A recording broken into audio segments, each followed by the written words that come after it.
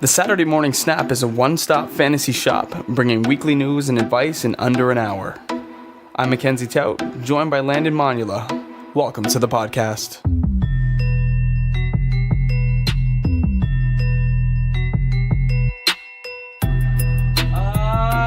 What are the frickin' Raiders doing, man? Live on Apple Podcast, iHeartRadio, Spotify, Stitcher, Google Play Music, or however you may be listening, we want to welcome you into the show. It is Wednesday, October 24th, episode 26 of the Saturday Morning Snap Fantasy Football Podcast, coming to you on a Wednesday. Mac and Landon here, gearing you up for Week 8 already of the fantasy season. And Landon, just want to check in with you, my friend. How did the week go for you? How was Week 7? It couldn't have gone any worse. Better. Oh. I won a little money on DraftKings, so I guess it's not all bad. But I went winless in my 4 leagues, and one was just a heart-wrenching loss by 0.17 of a point in the end, and it came down to the final drive. If Austin Hooper would have caught that first down, or the Patriots would have went for it and got the first down and ran out the clock, I would have won my matchup. But instead, Sterling Shepard caught a long pass. Odell Beckham, who I have on my team, caught that touchdown pass, but it just wasn't long enough. I mean, you're lucky for that garbage time TD. I was lucky for the garbage time TD, but that's just how heart-wrenching it is. You're like, oh, did I win? Did I win? And then it comes back and I'm 0.17 points away from winning my matchup. So, well, 0.17 points. You can always pray for that stat correction. Yeah, I thought they went through on Tuesday. No, I think it's Wednesday. Oh, so I'm praying. I'm still praying. Yeah, you might have to put a couple Hail Marys in tonight. Oh, man. So we'll see. But so you started off the podcast with what the Raiders are doing, and I'm looking forward to talking to you about this. I've got some theories of myself. I've got a big question. What are the Cowboys doing, offering up a first round pick for Cooper? So, yeah. And now apparently, word on the street is that the Eagles offered a second round pick for Amari. Yeah, so that would have been at least better for Cooper. But I would have been a lot more excited with him in Philadelphia. I'll tell you that much. Exactly. But then there goes all my Nelson Aguilar shares. Yeah. That guy needs to get off my team. Anyways. Yeah. The show is on Instagram. You can follow us there at Saturday Morning Snap. We're also on Twitter at Landon_SMS and Mac_SMS. And I just got to put a vibe out right now about Sleeper. We had talked to you about Sleeper throughout the offseason, into the season, joining our channel. But one thing that I'm really enjoying with Sleeper is just the community itself, interacting with like-minded fantasy football players. I actually got into a league in week 2, just chit-chatting with some guys on a thread. I don't even know what the thread was about, but it was just a random thread. And so 12 of us just decided, random people, we don't know each other, decided to get together and do a rest of season league, drafted in week 2, started week 3, and the amount of trash talk that is happening in this league, the amount of like tweets and Snapchats I'm getting from some of these guys that I don't even know, I'm having so much fun. And I just got to say, to my man Braden that got me into this league, basically, we chit chat all the time. We Snapchat. We interact outside of the league. I don't even know him. I just had my man Giorgio Tavecchio come out and kick his heart out to give me that W after I told the whole world to sit Melvin Gordon down and start other players early in the morning. I switched Melvin Gordon out for Marlon Mac, and it didn't save. No. I don't know if there was a glitch in my Wi-Fi or whatever. Save? What? But I threw up a goose egg with him, and then I had Trey Burton on my bench. with Kyle Rudolph in as my tight end. So I made a bunch of mistakes, but I ended up getting the W on him after he was talking a load of junk. So Braden, I know you're listening. That one was for you, my friend. But just know, in your defeat, I'm having so much fun. And I can't wait to do it again. That's so good. I love that. I love that trash. So that's just a little announcement about Sleeper and why you should move your leagues there, why you should get involved if you haven't downloaded the app. And just a lot of fun. So come join us. Good stuff. I love that. I love that news, man.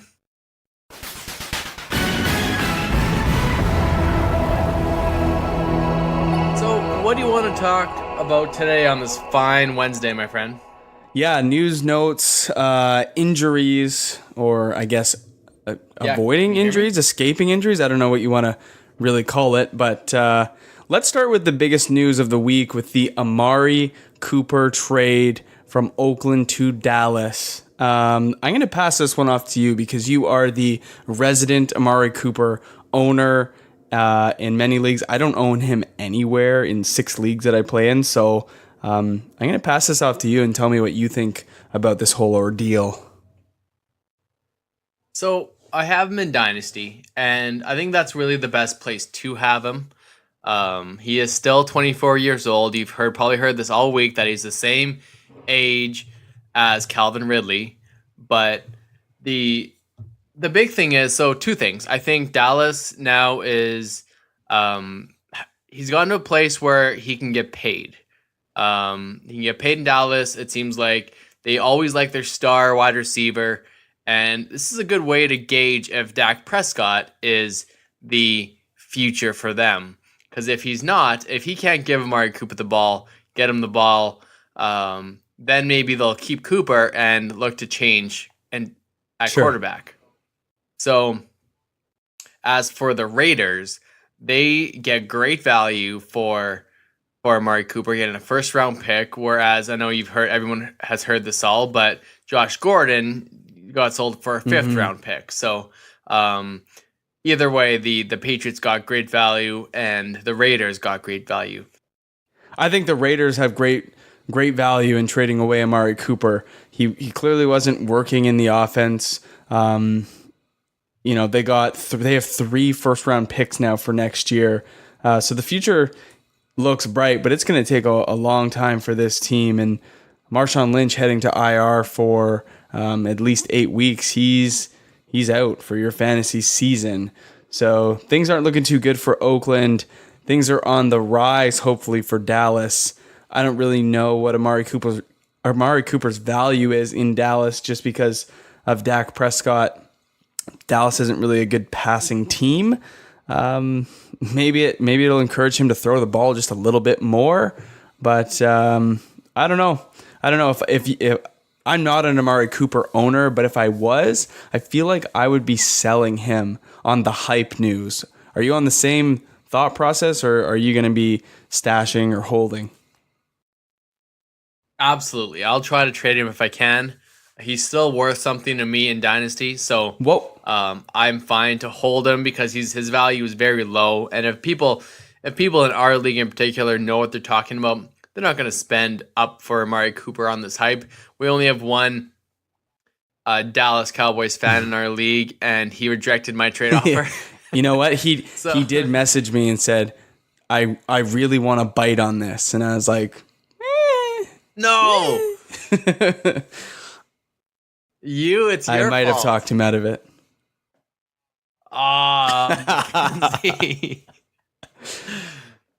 You know what? It's for Brandon Cooks, obviously. I was just about to say, that's a great trade target. I mean, it really is. It seems like a very lateral trade. And because this was a dynasty trade, correct? Yeah, yes. So Dynasty is a little bit different than redraft. If this was a redraft league, it would be complete, I wouldn't say robbery, but you'd be getting the better end of the deal for sure. In terms of Dynasty, you don't know, right? So I feel like it's a good trade for Dynasty, more on personal preference right now and who you believe in more, but in redraft, that is a silly trade. But that's maybe who you can target, like a Brandon Cooks for an Amari Cooper. I would do that deal in a Dynasty, heartbeat if I was offered that. I would give away Amari. Yeah. So, that's the thing. Our league. It's tough to trade in our league. No one seems to want to bite. The biggest trade we had was the one I did in the off season, and unfortunately, Mark got completely rinsed. But it was not intended to be that way. If Darius Geis was not injured on the year, it would have been a much closer. Different story. Or different story. Like if you see what Adrian Peterson is doing in that offense and what Darius Geis could have been, he would have been an absolute machine, a monster. With the Amari Cooper deal, with him being worth a first, Josh Gordon worth a fifth, Patrick Peterson from the Cardinals has requested a trade, and he wants to be moved before the trade deadline of October 30th, which is coming up very, very soon, about a week away. So, I don't really want to talk about a defensive player all too long, but Patrick Peterson's got to be thinking, what am I worth now? What am I going to go for? Yeah. So it does leave a lot of questions as to what his value will be to a team that may or may not need him. I don't know. But I think Cooper going for a 1, Josh Gordon going for a 5, that really spreads, things out. So I don't think it really works in Peterson's favor, but it could. You never know. I thought the Saints would have been a great spot for him, but they just acquired Eli from the Giants. Giants. So I don't see that really coming to fruition anymore, but there's lots of teams interested. I just would have loved it for the Saints, for them have legitimate championship aspirations. God, I hope it's the Packers, man. Yeah, that would have been great too. It still could be, but I don't see the Packers. The Packers seem to promote from within, and really they don't trade too often for players. No, right? They usually keep who they draft. But we talked about, which is just a testament to what they are as an organization. Absolutely. We talked briefly about your trade for Saquon Barkley for the first round pick, and Darius Geis, another rookie running back who avoided a very massive injury, with Sony Michel from the New England Patriots. He left the game last week early. I believe it was early in the second quarter, and it looked like he had suffered a very severe knee injury where his leg had gotten caught underneath the defender and then sort of twisted. He fumbled on the play. And so we thought, oh man, Sony out for a long time, maybe on IR, maybe out for the season, had an MRI and it came back negative. So he's, I guess, officially avoided a very serious injury and is now considered week to week. And so the way that I see this kind of shaking out is that he might not be needed for the next couple weeks, because the Patriots go to play the Bills, Packers, Titans. I'm sure they would love to beat the Packers, but that's probably their toughest game. So the Bills and the Titans are, I think, very manageable games for them. And then their bye week is week 12. So I could see Sony coming back and having a really big impact for your fantasy playoffs. And that's maybe what I would project for him. Start trying to pick up or play guys in lieu of him, but I wouldn't count on Sony Michel for the next couple weeks. Are you in the same camp as me, or do you see it differently?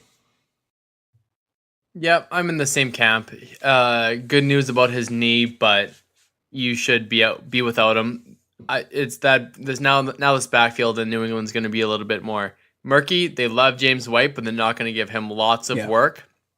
Kenyon Barner will be involved here and there, but he's not going to be super fantasy relevant. Or he could be. You just will never feel comfortable starting a guy like that unless you're very desperate. Yeah. It's kind of a tough week for waiver wire ads. There's no outstanding star like there was with Chubb last week. It's a very quiet week compared to last. Sticking with the Pats, what the heck's going on with Gronk? That's a great question. He was a last minute out last week. He really put people in a bind. I mean, we kind of knew about it on Saturday. We had sort of tipped the viewers you're right, off. because he didn't make the trip to Chicago. You're right, yeah, he didn't make the trip. Right. He wasn't officially listed as out, which the Patriots could get a fine for that, because as soon as a player doesn't travel, they're supposed to be listed on the injury report. And Gronk wasn't listed as out, and he should have been listed as out. So they could be receiving, I think it's a $20,000 fine, which is nothing to somebody like the Patriots, but that should have been listed on Friday. Yeah, very So true. What are you doing with Gronk? I don't know. I just don't feel comfortable having him anymore. I have him in a couple spots. I didn't really have a chance against you this week. Body bag. A slightly better chance if he played and Zeke showed up to play against Washington, but none of the above happened, so it was a tough Greasy, go. I wanted to tell you about this. I was watching football with Taylor on Sunday, and he goes, "Yo, I messaged Landon," and I said, "Why don't you have a kicker in your lineup?" And he goes, "Yeah, they're both available on the Monday night game. I'm gonna pick either Tavecchio or who's the Giants kicker?" Rose. Yeah. Or something. And so Taylor's like, "Oh, okay." And then he goes, "If your matchup's close," this was like at 12:30. The game hasn't started yet. He goes, "If your matchup's close, I'm going to pick them both up and I'm going to go, give me some draft picks." He was going to grease you so bad. So, hey, listen, watch your back, man. Taylor's coming for you. If I'm going to tell him that in confidence, he better not go and try a stunt like that. For the record, I like it. For the record, I like it. I like his strategy there. Well, then I'm just not gonna. I'm not gonna tell him anything. Like he would have never have known. Like obviously, like if he knew what I was doing, like he obviously had no idea what I was doing. Well, you lost by 65, so there's no point. It didn't matter. I didn't even pick up a kicker in the end. So it. Yeah.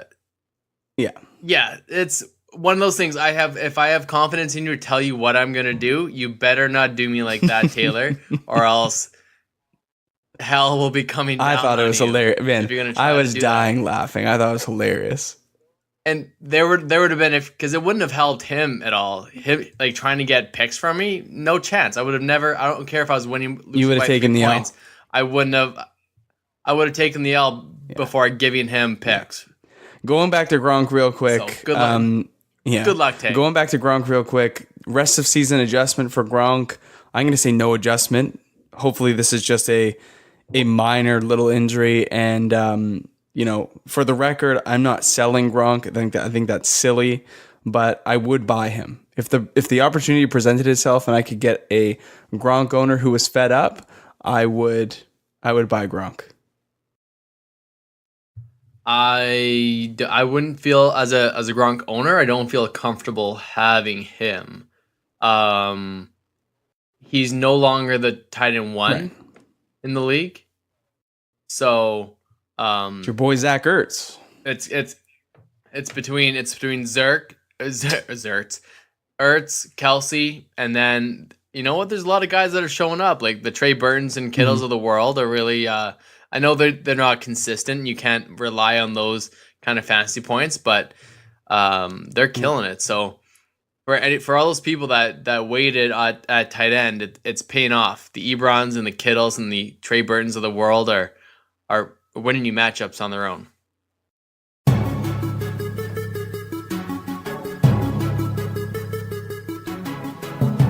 Oh, what's this? A coming out party?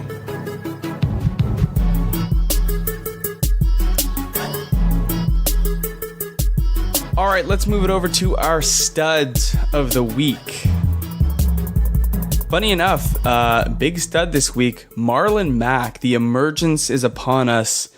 I, unfortunately, in one league did not get to start Marlon Mac due to a Wi-Fi glitch.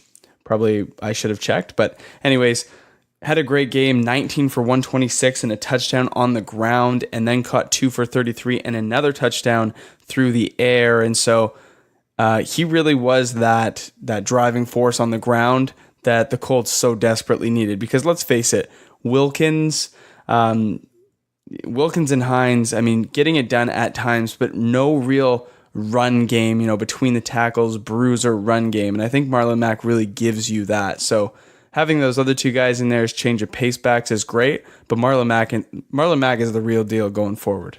Yeah, and against Oakland this week, that's you start your Max up, they go on by, and they have a tough second half of the schedule, but he's still going to be reliable if you've been stashing him on your bench. Hopefully you started him this week if you could, but if you didn't, he should still be fine against Oakland this week. Your boy Kerryon Johnson. Yes, absolutely. He almost helped me win the week. Very happy with Kerryon. It was a great emergence for him, and everything happened that could. Theo Riddick was out, and he got a ton of work. He had some breakthrough plays that got him chunk yardage. It was great. Miami is a great matchup for that, but he had 19 rush attempts, and that's the big difference. Right. We hadn't seen that before, and I'm glad. Hopefully, the Detroit Lions keep on feeding him the ball, and it'd be great to see him as really the second rookie running back, maybe I guess besides Phillip Lindsay, to be a breakout. You had considered Kerryon as one of your honorary starts of the week last week, correct? Absolutely. Yeah, I was full in on Kerryon. I've been in on Kerryon for a little while now. So I went Kerryon and Latavius Murray in DraftKings and then loaded up on some wide receivers, and that really paid off well for me. I got a little bit of kashish, but not a whole lot. I like that. That's what you got to do. Yeah, absolutely. Moving on to the studs that you would expect every single week, but you just can't turn down ridiculous performances. Kareem Hunt, a.k.a. the video game, I guess the human video game, 15 for 86 and 1 on the ground, and another 5 receptions for 55 yards and 2 touchdowns through the air. 3 touchdowns, 141 all-purpose yards. Guy's a machine. Just silly. And it's nice to see him do this. It's funny enough, in the matchup that I had this week with Braden in our Sleeper Bot League, we had on the Sunday night Patrick Holmes versus Kareem Hunt. And this is a 4-point passing, 6-point receiving or rushing scoring, and half-point league. So Kareem Hunt ended up outscoring Patrick Mahomes in this game, which was huge because I thought that I was going to be sunk. But those 2 receiving touchdowns really gave me an edge. So I think he outscored him like 34-32. And that was big because I was only up by a couple going into that matchup. So walking out, big time. And I was facing Patrick Mahomes in a bunch of leagues, and that did not bode well for me. No. He didn't have the offset. No. So, next is a pretty boring yawn kind of stud. What else is new? Mr. Todd Gurley. Is he going to break the season rushing record for touchdowns? No chance. He's coming for LT. Do you know how many LT had? Didn't he have like 27 or something? I don't. Oh, it was like 31, guy. Look, check that real quick. I'm pretty sure it's in the 30s. 31. I'm almost certain. But yeah, I mean, hey, third time this year that he has put up 3 touchdowns in a game. We like to call those hat tricks. 3 hat tricks on the year. Guy's a machine. He is the LA Rams offense, the one-man offense. Obviously nice to have guys like Robert Woods and Brandon Cooks doing their thing. Cooper Kupp when he was healthy, but Todd Gurley's the real deal. He shows you why he deserves to be the number 1 pick. And if you have him, he's carrying you to victories. Really hasn't had a boring, poopy game yet, I guess you could call it. So it looks like, he had 28 in a season on the ground and then 3 more in the air. So you're right. So 31. Yeah. Yeah, there you go. Yeah, so that's going to be tough to beat, but I think you'll get into the 20s. That's not too far-fetched to say. Absolutely no. What's he at right now? Isn't he at like? He's at 3 a game for the first. Well, let's do a quick little stat check. I mean, we're at week 8 here, so this is just almost halfway through the season. He has 11 rushing. 11 rushing and 3 through the air. So he's got 14. Whew. Maybe it's close. Maybe. Okay. All right. Well, we'll keep our eye on that. Anyways, let's stop talking about stats that we're not too sure about. Yeah. Odell Beckham Jr. and Sterling Shepard, notable performers on Monday night, together gave you 310 receiving yards of Eli Manning's 399 passing yards, but only the Giants only scored 20 points. So, it almost like a soccer game. Did a lot between the nets, but not too many shots on goal, not too many scoring opportunities. It was kind of a lackluster game. Eli did his best effort of losing the game that he possibly could, and he succeeded in the end, but not by a lack of trying by these receivers for the Giants. But that's what it's like for New York, I guess, these days. Yeah. James White was also a stud himself this week in the absence of Sony Michel for about 3 quarters, I guess. Goes 11 for 40 on the ground, which is nothing to write home about, but 8 receptions for 57 yards and 2 touchdowns. If you started him, huge kudos to you, huge bonus. I mean, you've got to start them both. They're kind of like a poor man's Kamara and Ingram of last year. But if Sony Michel's going to miss time, James White is a locked and loaded running back 2. He's very safe with definitely running back 1 upside. So if you can get your hands on James White, or if you have James White, continue to plug him in there with confidence.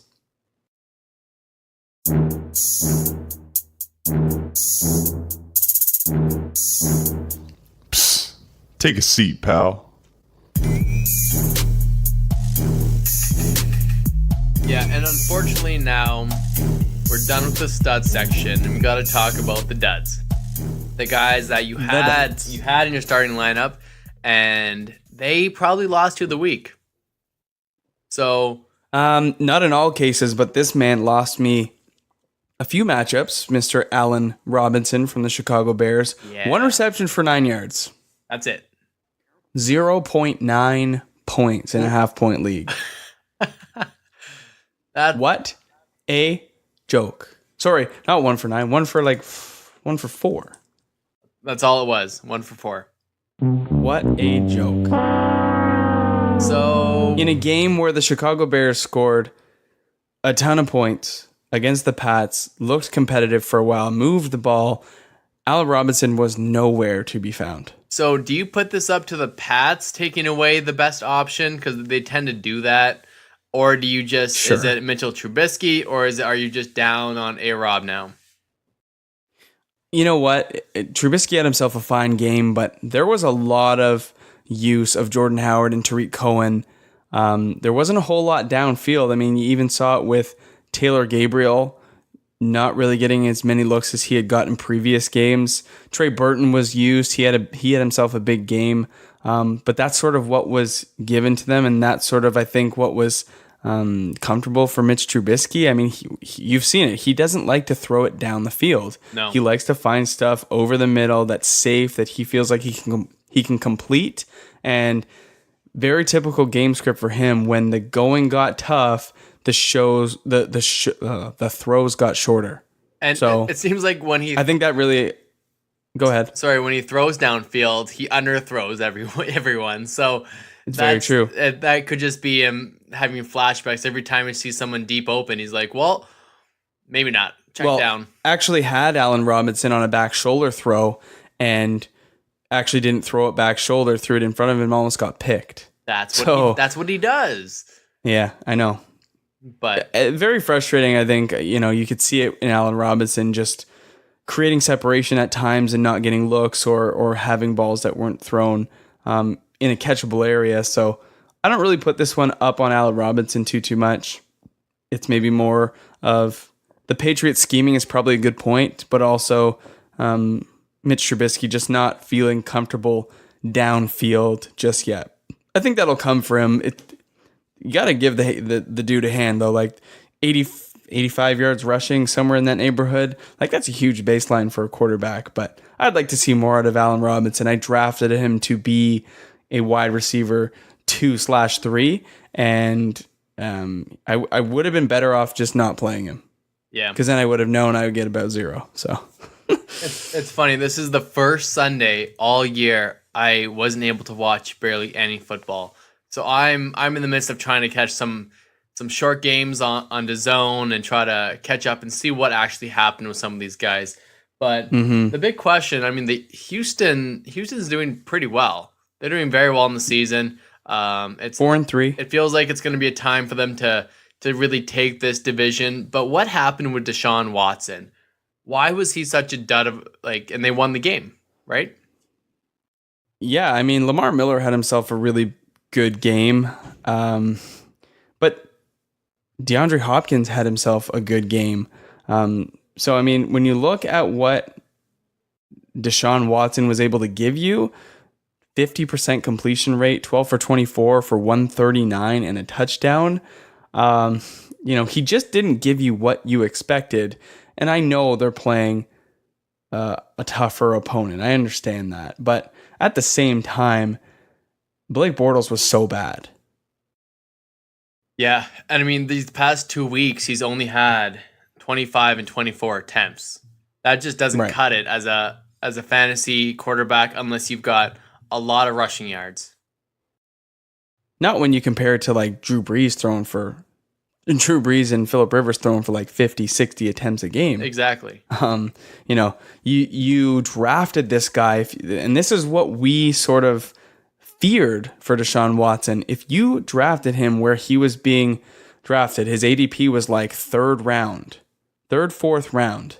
If you drafted him there, he is costing you big time because you arguably gave up wide receiver 2s or running back 2s, and running backs are so hard to come by this year. Good quality ones. I mean, you could have had potentially Joe Mixon in lieu of Deshaun Watson. Yep, and you probably would have taken him. Just kidding. You're right. You're right. I wasn't taking Deshaun Watson that early just because to live up to the expectation that that bar that he set for himself last year was just so unachievable, essentially. And, he's had more dud games this year than he's had great performances where he's won you weeks single-handedly like he did last year. And I mean, that's what you drafted him to be. So like we said in the preseason, Deshaun Watson, if you draft him in the 3rd or 4th round, is most likely going to disappoint you because to keep up what he did last year is just unattainable. He had one, and I hate to say Joe Mixon as a comparison because he's sort of next up on our list as a dud. But I don't really think that was his fault. But finish up what you were going to say about Watson. So, yeah, sorry. I guess Deshaun Watson had one game of 32 points, and he had multiple games of 40 points last year. And it was just but one in 7 games isn't what you drafted him to give you. It's unsustainable what he did last year. And this is why we draft quarterbacks late. We draft quarterbacks to stream them, get good matchups, and get value at the other positions. And I mean, everyone listening knows that already, and we don't need to reiterate. But frick, man, I got Andrew Luck in the 10th round in a couple leagues, and he's outplaying Deshaun Watson by a mile. Exactly, and we were worried about a guy we thought wouldn't even be able to throw. Yeah, no, exactly. You're exactly right. A guy, volume trumps everything, and that's what's going on with Andrew Luck. And unfortunately, Andy Dalton didn't have a great game this week, but most weeks he's been a great streamer, and he might again be this week. But we'll talk about Joe Mixon, and unfortunately, that game it was actually one of the ones I caught, and he was just game scripted out so early. We thought it was going to be a shootout game, and it just didn't work out. It was a one-sided shootout. To me, Andy Dalton fell right out of rhythm. I think he maybe didn't use his weapons to the best of his ability. It seemed to me like he maybe targeted in on AJ Green a little bit too much and neglected Tyler Boyd for the first. I mean, Tyler Boyd really didn't get involved until the second half, and even then he was only 3 for 27. So I think a couple things happened. The game didn't lend itself to a good day for the Bengals. I mean, we thought that maybe their offense with Green, Boyd, Mixon could keep up, and CJ Uzama having maybe a bigger role. We thought maybe they'd be able to keep up and make it competitive, but it just became a boat race, and the boat for the Bengals ran out of gas early. But yeah, you're right. Mixon didn't get his chance to get going because they fell behind so quick, and then you're looking for guys like AJ Green to put the team on the back. But when AJ Green's getting, a lot of attention, and then Tyler Boyd, Uzama, Mixon aren't able to be utilized the way that they probably should be in the game plan, things fall flat, and they end up being, what was it? 45-10? So they end up falling 35 points behind. Yeah. It's like, so I put this performance for Mixon and Boyd on the shoulders of Andy Dalton. I think he's the one to blame. It's not these guys, because we've seen Mixon be so good. And I told you, Joe, if I apologize to you in public and then you crossed me, I would be pissed. But I'm actually not pissed. I went out last week and I got you. But we'll move forward. I'm going to give the Bengals a pass, even though they were duds. They crapped your team. They didn't give you what you needed. I'm going to give them a pass for a better matchup where they're not just getting completely boat raced. I like that. No, I think you're right, and they have another great matchup this week. So start your Bengals. Yeah, I think you just have to accept it for what it is. Everyone has bad games, and we'll move on and start with confidence. Andy Dalton in prime time does not pull through. Unfortunately, he is a 1:00 start kind of guy. Yeah. Dug in with everyone else. No one's concentrating on him, and he just sneakily puts up 27 points. AJ has a touchdown. Tyler Boyd has 25 receptions, and that's just the way it goes for the Bengals. Yeah, I heard a stat about Andy Dalton in like primetime games, either Sunday night or Monday night. Do you remember what the stat is? It's 0 for something. No, I just know that he's terrible. I'm not sure what the stat itself is. I think it was something like he's 0-8 under Marvin Lewis in primetime games or something like that. It's a trap. Andy Dalton is a trap. That's all he is. So I go out and get Joe Mixon and he flops, and you go out and get Zeke Elliott and 2.2 a carry. I don't know what to think about that. Zeke Elliott just really let me down. He's but here's the thing. Now there's a narrative, if you want to believe it or not, that now with Amari Cooper, a quote unquote number one wide receiver, this should get guys out of the box, right? This should open up the offense a little bit. Potentially.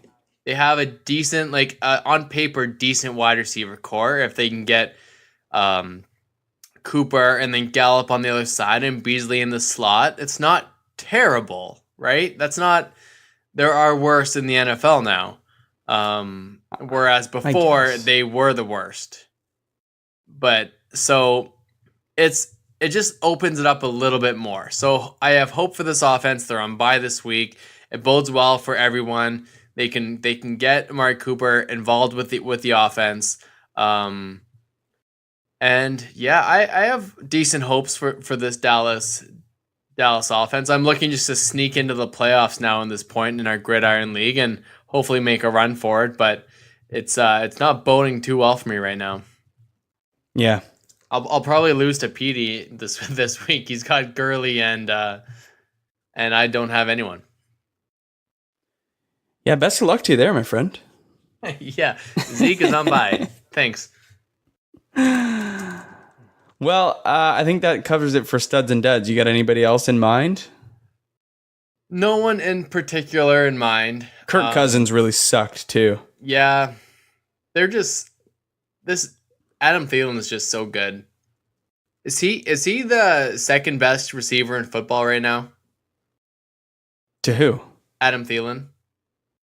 No, second to who? Oh, still Antonio Brown. I mean, if you go by the stats, it's He's still- Thielen all the way. It's- But Thielen's the best. So is Yeah. Thielen the best wide receiver in football right now? right now, for what he's giving you, absolutely. But Right. would I rank them that way? No. Rest of season, you still not believing it, but he's just getting so many No. targets, so many yards. He could be he could be a first round pick next year. The way he's going, Hey, 7 straight games of 100 yards or more. amazing. Dude's off the chain. Yeah. So what we got some mailbag for today. You've got mail. We got some questions rolling in. Yeah, okay. Who we got on the list? So let's parlay the Cooper news and the Cooper talk into one more question about him, and this is maybe who you would sell or buy, or in this case, who would you drop to roster Amari Cooper? So Boys to Super Bowl coming in off Sleeper Bot has said, Amari Cooper's on the waivers in my league. Should I drop Kenny Golladay or Doug Baldwin to pick him up? My goodness. What do you do there? Golladay hasn't really done much for you lately, and this is a not what have you done for me, what have you done for me lately kind of league. Yeah. He's done lots for you this year. Oh yeah, Won you weeks. Kenny G's great. Yeah. Dude, I don't know. There's got to be somebody else you can drop other than Golladay or Baldwin. I mean, I would drop my kicker for the week or my defense for the week, and I would pick up Amari Cooper, and then I would maybe try to make a trade with Cooper or Baldwin or Golladay and get something else in return and then make my decision. But I mean, for a couple days, why not just drop a kicker or a defense? Would you drop Greg Zuerlein for Cooper? No, I wouldn't. But most of the time, the answer is yes. No, that's not a bad idea. You try to add Cooper, drop your kicker, and that's a great call. And then try to wrangle a trade, upgrade, sell Cooper as high as you can.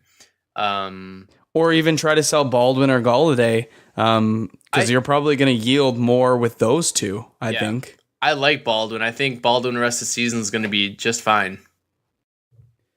I would say the same about Golladay. I honestly think there's maybe more trade value in Golladay or Baldwin if you want to maybe try to upgrade your running back or package trade Cooper and Baldwin for somebody better. But I would use Cooper as more of a trade piece as opposed to dropping Golladay or Baldwin. And just drop your kicker or your defense or somebody you really don't need, a second quarterback.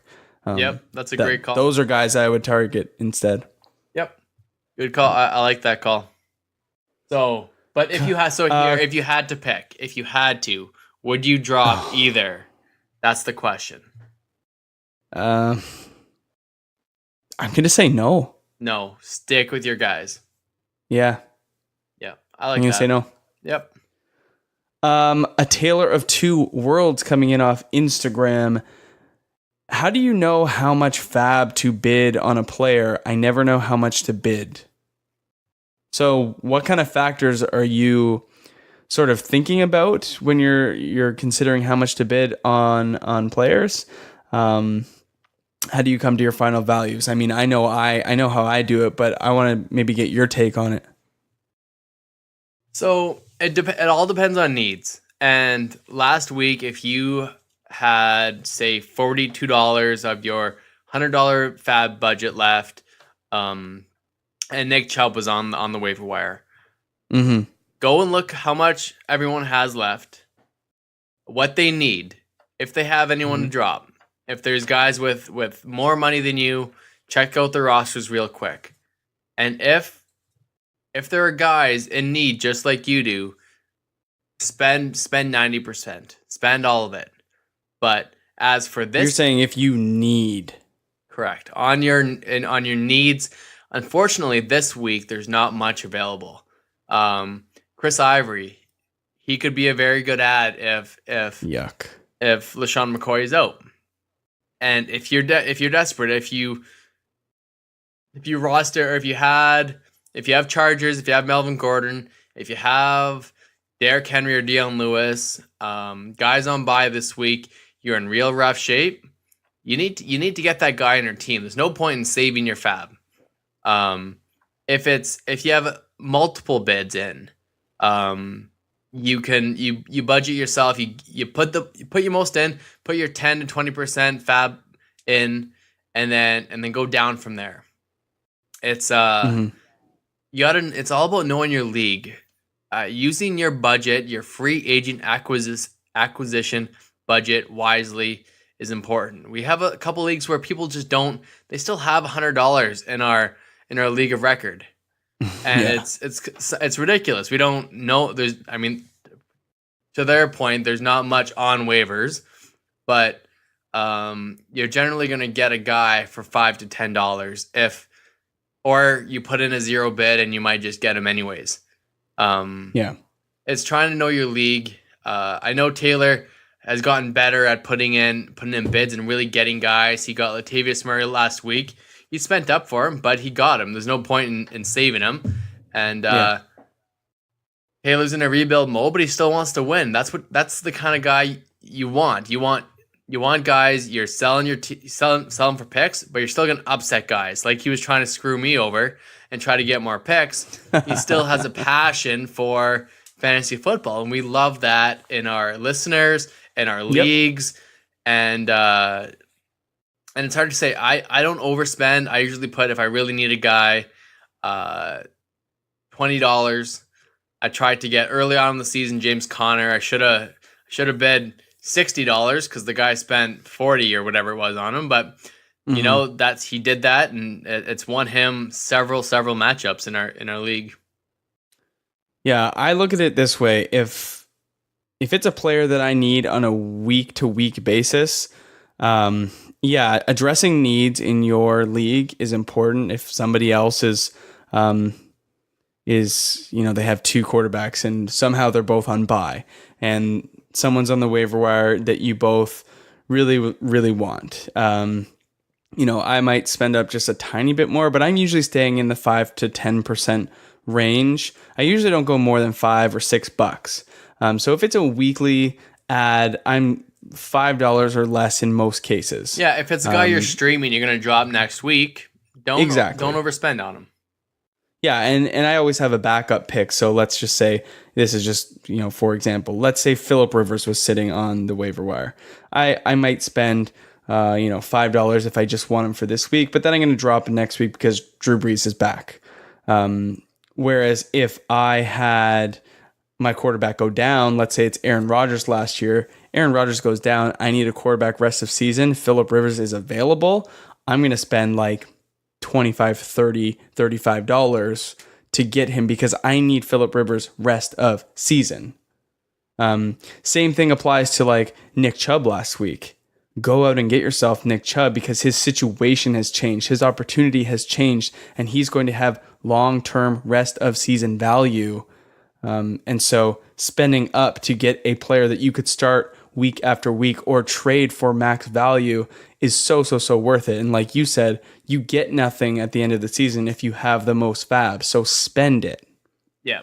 The only thing that you should be wary of is that at the end of the year, when you go into playoffs, you want to save a little bit of money because that is an advantage. Saving a little bit of cash, like $15 to $20, gives you an advantage going into playoffs because you can, over your opponents, get the players you need in a pinch if that situation ever arises. So I would make sure to leave a little bit of money for the end of the year. One last question here. I don't even know how you freaking pronounce this, man. So I got this question on Instagram. My buddy Warren asked me, how do you rank these Raiders wide receivers rest of season? Where do you see the value in the Raiders? Is it Jordy First Nelson? Off, how do you say the handle? Oh, W Chalk'em Chuck. Okay. Wow. All name team right there. Yeah. How do we rank the Raiders? How do we rank the Raiders offense rest of season? Yeah, and like where do you see value? Do you see value in Jordy Nelson now? Is he a wide receiver 2? Is he going to get lots of volume? I answered this question kind of in an Instagram post and to him in a comment, but I want your opinion. Is there a buying opportunity for Jordy Nelson? Do you stay away completely? Where do you see the value in the Raiders? The Raiders' run game was so suspect to begin the year, and Marshawn Lynch actually ended up being a lot better than we probably gave him credit for. And now with Doug Martin and Jalen Richard picking up the slack, I think there's just not enough there to deliver a consistent and reliable run game. And it's just maybe asking too much of Derek Carr and his receiving core at this point. So maybe Jordy will get more targets. Martavis Bryant could have a bigger role, because I think he maybe benefits the most, Martavis Bryant, because he'll just have to be more involved by necessity. Jared Cook could become a tiny bit more safe, but I don't know. I think this team's just going to struggle, and that's maybe what I like.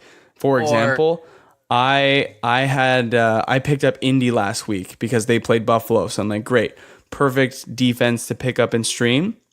Now I'm actually keeping Indy for this week, and I'm going to play them against Oakland, because I just see like this team is the struggle fest is going to continue for this Oakland team. Yep. And, that's the way that I see it. So would I go out and try to get Jordy Nelson or Martavis Bryant? Probably not. I mean, there's probably better options out there, but Jordy's role probably stays the same. Martavis Bryant, I think in my mind, is the one that benefits the most.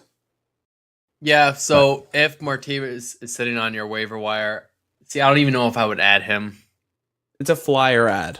He's a stash kind of and hope guy. Who am I going to play more, Jared Cook or Martavis Bryant? Most likely Jared Cook.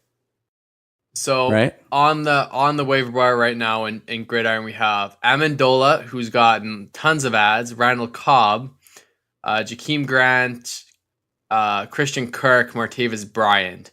So Martavis right now is 5th on ads right now on Yahoo. So I wouldn't really touch anyone on that offense, but I do think that it gives Jared Cook a little bit of a bump. There's going to be fantasy points to be had. It's just more difficult to predict them, I guess, now. And in the past 2 weeks, what I said is that Amari wasn't really getting the targets. He was getting 4 or 5 targets he had the past 2 weeks. 2 games in 7 weeks that were great. Yeah. So one game he had 12 targets. Awesome. The other 2 games he had single-digit low targets. So yeah, we already went over this last week. Exactly. It's a joke, man. It doesn't really affect anyone else to answer the question. If the Raiders offense is not going to be rolling with Marshawn Lynch and Amari Cooper, what makes you think that it's going to roll without them? Yep, exactly. Yeah, it's just there's not enough there. Thursday night preview. Yep. We've got the Miami Dolphins going to visit the Houston Texans. Both teams 4-3. Texans are 7.5 point favorites at home. You just mentioned Danny Amendola as being one of the biggest waiver wire ads. And if you're asking yourself why that is, Kenny Stills is potentially out with an injury this week. Albert Wilson is out for an extended period of time. And Brock Osweiler is the quarterback. So I don't know if I would pick up Amendola. I don't even know if I would play Amendola. He's going to get looks just out of, I don't know. I guess they're just going to have to throw to somebody. So he's, I guess, the guy that you look to next. But I don't feel good about him. I don't really like Osweiler either, even though he had a decent week or two. But for me, I'm probably only starting Kenyon Drake and maybe Mike Gesicki. But those are big question marks. I'm probably trying to stay away from as many Dolphins as I can this week. Yeah, I'm definitely not going to start Mike Gesicki, but you might have to start Kenyon Drake. He had a pretty good matchup. Problem is, he probably had the matchup on your bench. So he's just been a frustrating guy to own. We talked about it a bit. Yeah, he got into the end zone. Pardon? He got into the end zone. Yeah, exactly. And we talked about him and Gore last week. And man, it's hard to determine who you're going to start. So I think this is a Houston Texans defense start. I think you only start, if you can, any Houston Texans. So let's talk about those guys. I think it's going to be a crappy Thursday night football game. This is not the matchup, the marquee matchup that we all sort of anticipated for a Thursday night game. I don't know what it is about the Thursday nighters. They just always seem to be dud games. I mean, these teams are tired. They got limited rest, and then you get two sort of, I know they're winning teams, but I don't even know if these will be playoff teams come the end of the year. So Thursday night games should be guys coming off bye. We should have. I agree. It doesn't make any sense why these teams should be playing on limited rest. It's just It encourages injury, and it's not. They don't want to try. They don't want to even try as hard on this game because they're so tired and still hurt from last week. Right. Anyways, that's a whole other topic. So, you're gonna start Deshaun Watson because you probably have to. You're gonna start Lamar Miller because he had a great game last week, and Hopkins is an auto start. But besides that, the big question looks like Kiki QT is out for this week. He was ruled out early and dropped in a lot of leagues. So then what about Will Fuller? Will Fuller he's been a letdown lately, and this is the kind of guy he is. And we talked about him as a boomer and bust kind of guy. He could have 3 catches for 2 touchdowns, or he could have dud games and not get schemed into it because Hopkins is that target monster, and QT has been involved and is more of a possession guy. So Fuller is kind of getting the short end of the stick here. Do you start Will Fuller? How do you have him as a wide receiver 3-2 kind of guy? I've never once started Will Fuller in any league. So the answer is no for me. I could certainly see the value in him, but it's really the boom or bust play. If you are in a matchup where you are not projected to win and it's not really close, Will Fuller could give you a really, really big game, but he could also give you like 0. So if you need the high upside, maybe a guy that could go like 4 for 120 and 2 touchdowns, Will Fuller's your guy. But, for safety and, for my style of play, I don't usually go that route. So I'm out on Fuller. It does give going back to Deshaun Watson, just real quick. I know we said that he was a dud this week. Coming into this matchup on Thursday night, I really, really like his chance for a big bounce back game. I could easily see like 350 yards and 4 TDs. It could be one of those games for him. Yeah, it could be. The only thing that concerns me is game script, and I mean, there's still going to be points to be had, and someone's going to get them. And you're probably right; it's going to be Deshaun Watson. But if they get up early in this game, if the pass rush of the Houston Texans gets after Osweiler, it's just going to be a boring game, and they're going to probably run out the clock with their running backs and not have to do much. So. We'll see. I hope it's a good game. I hope Miami makes it a game, and then that bodes well for all other players on the Houston Texans side, and that's kind of what we're hoping for. I mean, we need a good Thursday night game. It would have been a lot more interesting if Deonta Foreman had come off the PUP, the physically unable to perform list. He was expected to be off for week 7, wasn't, and it looks like he'll continue to stay on that list. So he won't be back yet. So if you've been holding out to start Deonta Foreman, it looks like he's not going to be coming back for week 8. I don't think that's 100% confirmed yet, but it's trending to look that way. So yeah, it's a tough injury. They usually take him off the PUP to be and give him, I think it was 21 games to get back, or 21 days to get back into form. So if he comes off the PUP, give him 3 weeks. So now, as it stands, he's not off the PUP yet. So you're still gonna have to wait. I would say 2 or 3. In some weeks. cases, though, that's not true. It's just with how his injury, his particular injury. I don't know. It's gonna be tough going for him. I've always been a Deonta Foreman fan. So I hope he gets back into football form as soon as possible. but I don't know if it's going to be this season, unfortunately. Yeah, Achilles injury is really tough to recover from, and really doesn't serve well and so early in a young career. But if you still want to stash him, I don't blame you. If you have a spot, if he's in your IR, he's not taking up a spot, no big deal. If you don't have an IR spot, it's really tough to keep him on your roster unless you're just out of it already. Yep. Well, I think that's going to do it for us today. Hope you guys enjoyed the episode. We're looking forward to this week. It's, trade deadlines are coming up in both your fantasy leagues and the NFL season as well. So hopefully lots of movement going on. If you need any help with your trades or any decisions with your rosters, please feel free to reach out to us on social. We're on Instagram again at Saturday Morning Snap on Sleeper. You can join our channel following the link in the episode description, and you can get us on Twitter at Mac_SMS and Landon_SMS. Yeah, have a good rest of your week, Mac, and we'll talk to you again on Saturday. Yeah, we'll see you guys Saturday. Take care. Bye. Bye.